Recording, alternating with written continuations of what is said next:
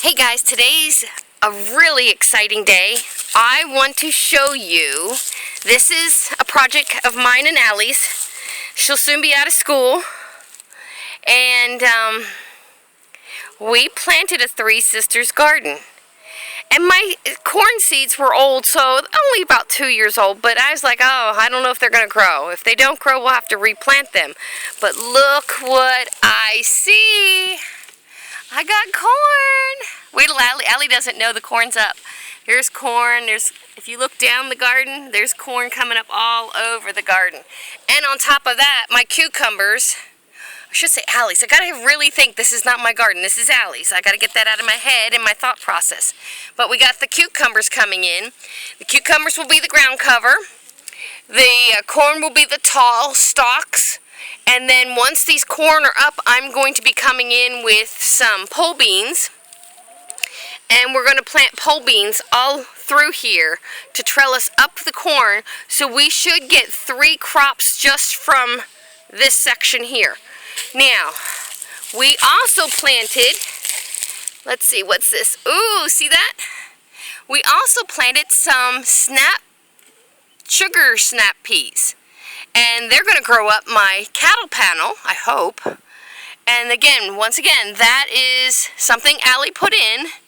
She likes to come out to the garden and pick and eat right out of the garden. And I encourage that. I can do that because this garden has no chemicals whatsoever in it and never has had any. So I encourage her to come out and dig a carrot out. She'll take a carrot and she'll wipe it on her pants and she'll eat it. I encourage that.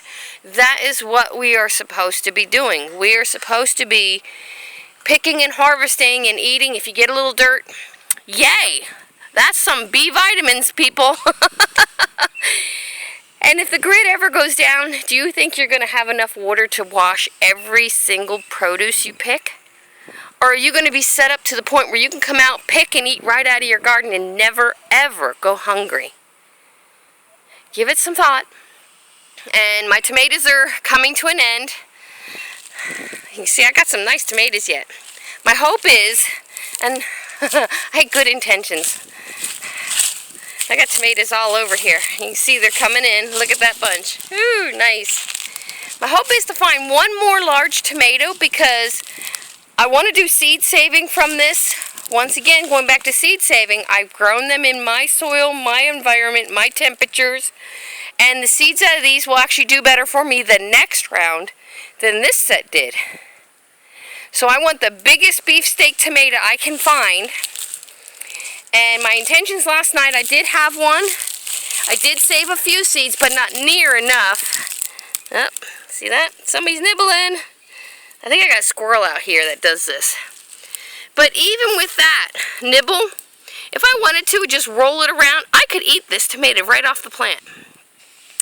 But my goal is to have at least one big tomato to do some seed saving with. Here's another one. The bugs are getting in. See that? I just pick them. I don't let them on the vine because that encourages the bugs. And I'm going to give these to my chickens. So, but seed saving, you pick the largest, best one out of your crop. You save your seeds from that. That way next year you have the potential of having more of those large tomatoes rather than these two. The large one I ate last night fit the palm of my hand with my fingers laid open. It was that big. So it was like having these two together in one tomato. And they're perfect. We had BLTs and it was perfect for the BLTs. So, alright, once again, I'm off track and rambling. I'm going to give my girls these tomatoes because they want my tomatoes. They love them. And if there's any bugs in them, yay, protein. There we go. You hear that little happy chuck, chuck, chuck? Yeah, little happy chuckers.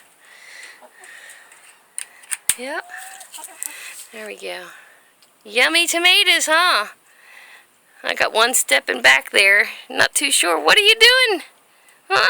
Get up there and grab some of those.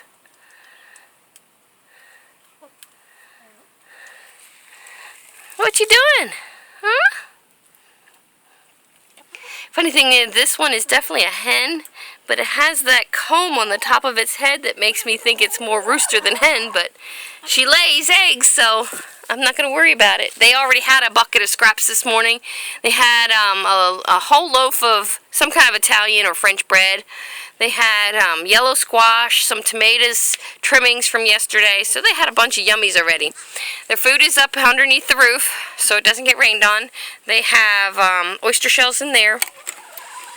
And I'm going to see if we have any eggs yet. It's a little early for eggs, but that means nothing. Oh, there's an egg. There we go. One brown egg. And it's early. My girls do not lay till usually later in the day. I can't tell you why, but that's just how they've been doing all along. Okay, that's my update.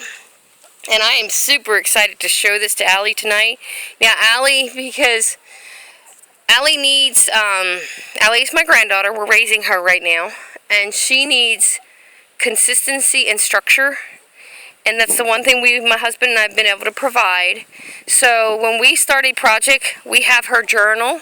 It helps keep her on track with school. And it keeps her writing skills up. And it makes me, I actually read everything she journals when it comes to the garden. Personal journals, no, I don't touch. It's her business.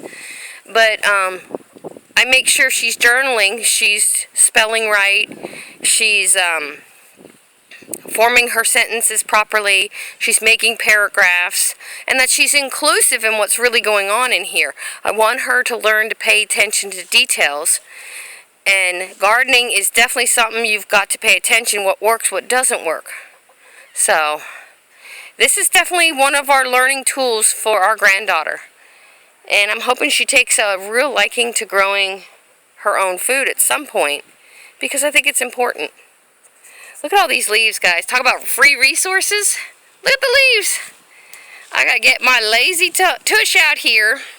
It comes from this. This is a huge magnolia tree, but it's shedding its leaves. It'll put off flowers probably. Oh, it's already got one right there. There's a white magnolia right up in there. So it'll put off flowers like it's doing right now, and these leaves, I will rake these up. And a lot of times what I'm doing, if I'm working in this garden and these leaves are laying right here, I just pull them right in. As you can see, I got a lot of leaves in here. And that's what, I don't water this side at all. I haven't had to because I have chicken manure and leaves in there really, really thick. So, that's part of the win-win for doing this type of stuff, is not wasting any water. I wish if I had a sump pump, I'd be pumping that creek to water my garden, because there's a lot of fertile water down there. The fish, the turtles, the snakes, the birds are all fertilizing that water. So, okay, my battery's beeping, so I've ran out my phone battery. I gotta go in and charge it.